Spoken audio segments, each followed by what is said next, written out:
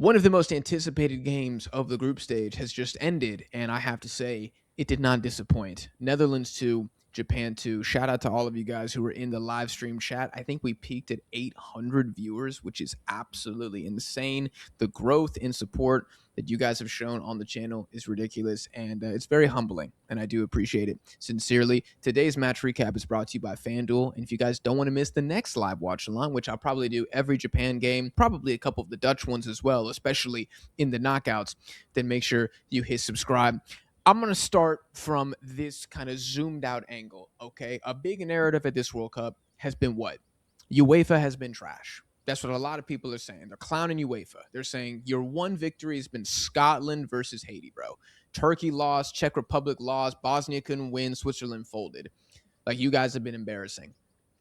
I'm not saying I necessarily disagree with that narrative right now, but if you believe that this result, Japan 2, Netherlands 2, is ammunition to use against the Europeans, if you believe this is an embarrassing result in any way, shape, or form for the Netherlands, you are being incredibly disrespectful to Japan. And I think you underrate this team currently and probably underrated them coming into the World Cup. Now, I personally thought this was going to be a 1-1 draw. Ironically, I had a 2-2 draw initially, and I thought the Dutch rolling in here, man. Algeria, not clinical. Freaking Uzbekistan, not clinical. I'm looking at Japan. I'm thinking, how is that offense going to flow without Mitoma?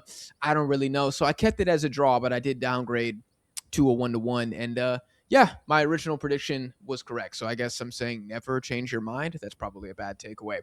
What I'm trying to say here is, this is a good result for the Dutch just as much as it is for Japan. Both teams will look at this and say, we did pretty well, because both of these teams will be fighting for first place. And I think both of these teams are clearly superior tactically, but also from a talent perspective versus Sweden and Tunisia. I think Sweden and Tunisia, who we will watch later tonight, I will be paying close attention to that.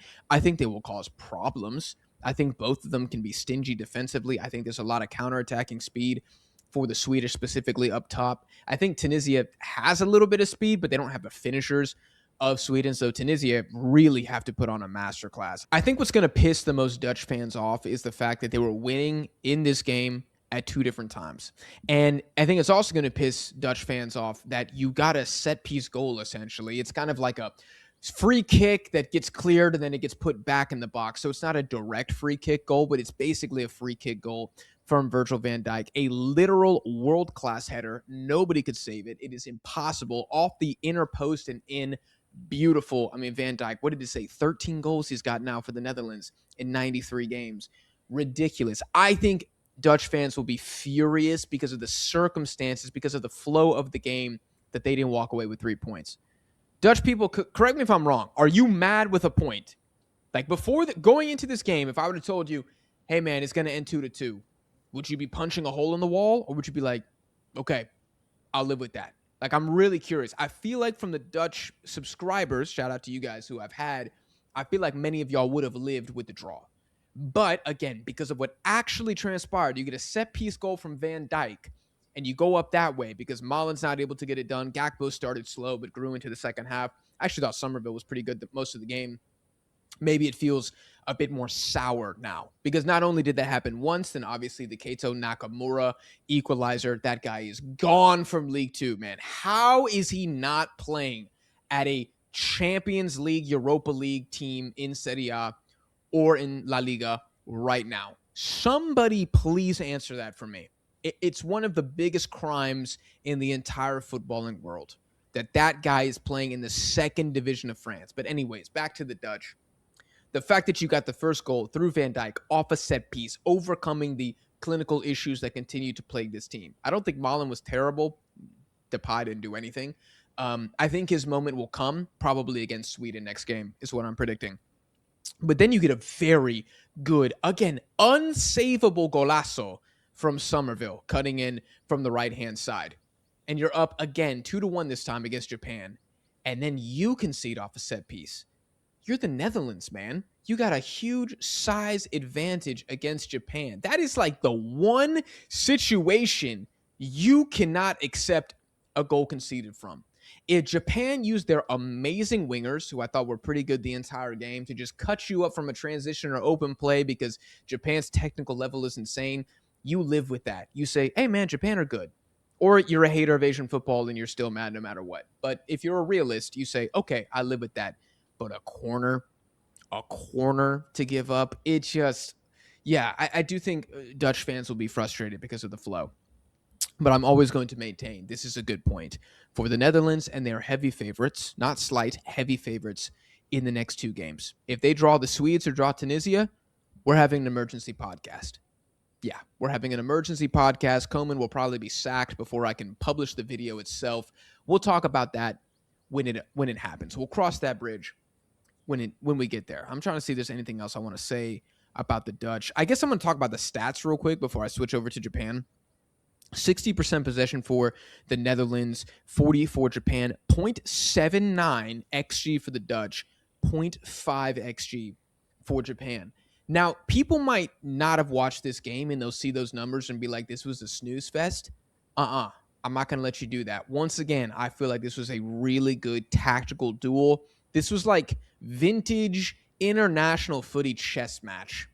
And I'm actually very impressed with Moriyasu and kind of how he made some adjustments, bringing on Ogawa, bringing on Junya Ito, which maybe that's a no-brainer substitution, but whatever. Bringing on Suawada. Tomiyasu was great when he came on. I feel like his subs out-dueled Koeman's substitutions. So I would give the slight, if I'm anointing the winner from a managerial standpoint, it's going to go to Hajime Moriyasu. I'm very critical of him. He did well in this match. Any other stats I want to talk about here? 6 shots on target for the Dutch.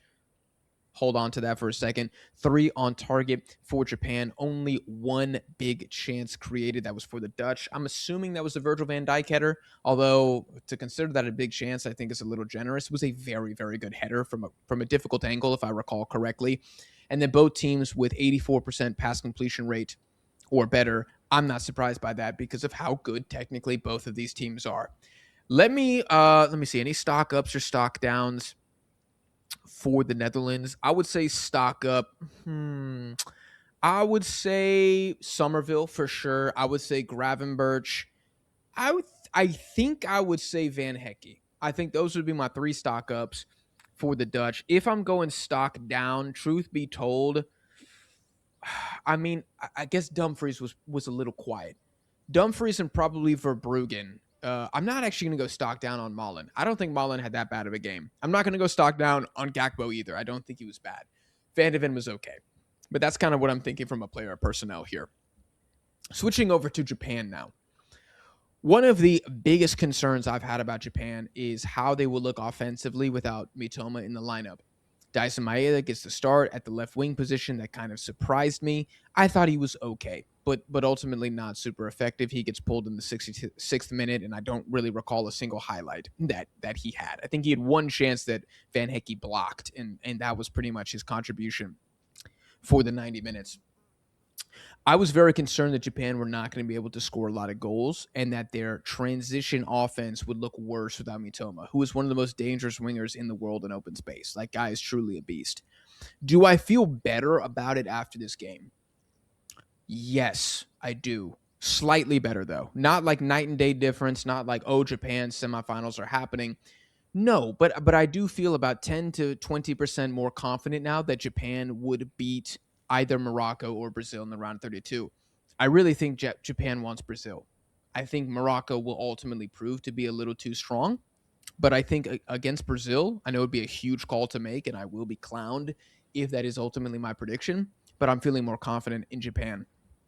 I want to say massive stock up to Zion Suzuki, who I kept joking needed to go for 70 million immediately following the conclusion of this game. I'm trying to see his official stats here.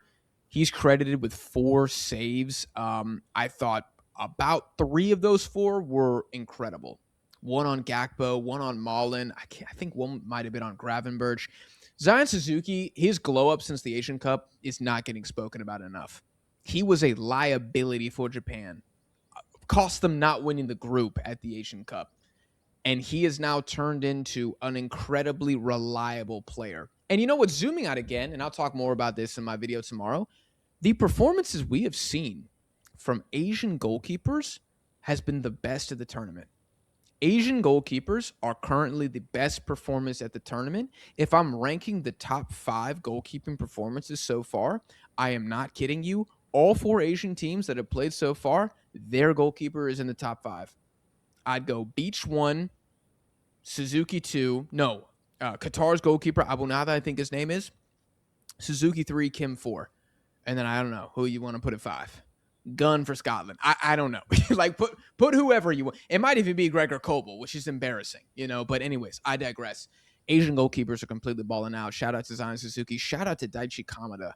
Absolute menace in the middle of the park. I thought he did such a good job going up against one of the best midfields in world football. Dutch are absolutely a top 5 midfield unit, and I thought he really held his own. Any other positives I want to say about Japan? I mean, clinical. It was very clinical today. The resting defense, meaning like defense from open play for these guys, continues to be very strong. Negatives and kind of things that I'm concerned about.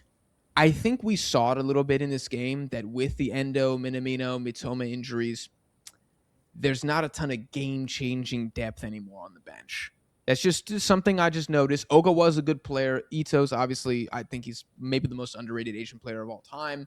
He's a beast. Let me see who else was on the bench. I mean, Sugawara, yeah, just not like a huge game changer. I'm trying to look at attackers. Goto, totally unproven. Machino, not really a specialist. Yuito Suzuki is nice. Altanaka is nice.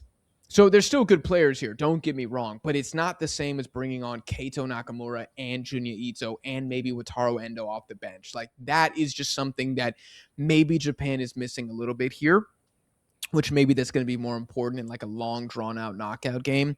And I guess the last thing I'll say here is the injury potentially to Kubo. I have no information. I don't know what's happening, but if he goes down, we're talking about Junya Ito now going in the starting lineup. And now Japan are like pancake thin.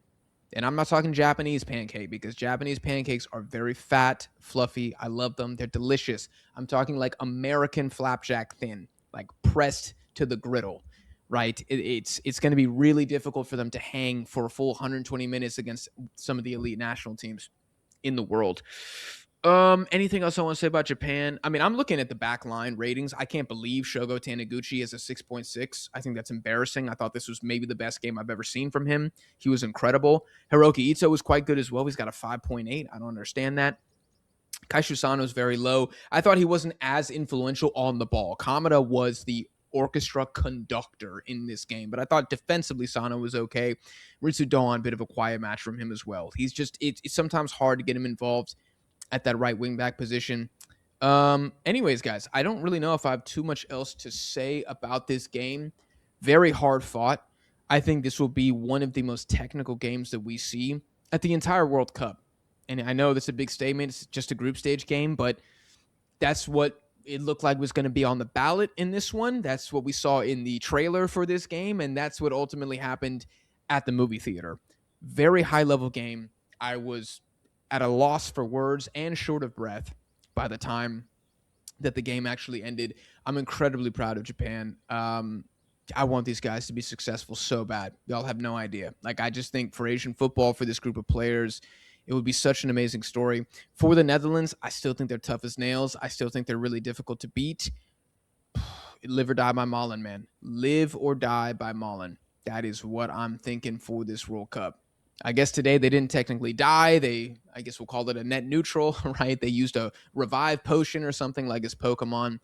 But they're going to need some more goals from him or Gakpo, right? Because if Somerville's the guy banging them in for you, I see a round of 32 exit for the Dutch.